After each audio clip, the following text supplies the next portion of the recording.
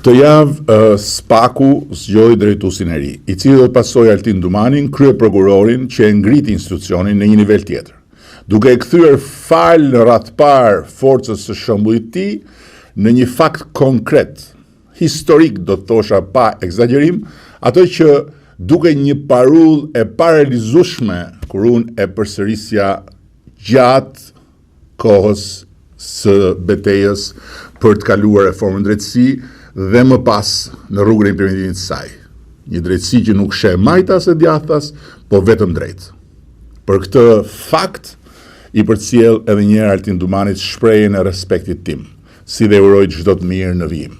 Ndërkohë që krye prokurori të ri Klodian Brau i uroi ta çojë Spakun në këtë 3 vjeçar të fundit të ciklit 9 vjeçar në një nivel tjetër, për sa i takon profesionalizmit në luftën kundër krimit të organizuar dhe sidomos në luftën kundër korrupsionit, e cila nuk mund të konsiderohet e përmbushur plotësisht me sukses nga ana e atij institucioni nëse maskohet me statistikat nxjerra nga thonjza thesi i madh, siç quhet neni i mjegullt i shpërdorimit të detyrës, për cilin sapo ka dalë dhe një direktive re e BE-s, pikërisht për të reflektuar mbi shqetësime që nuk janë vetëm tonat,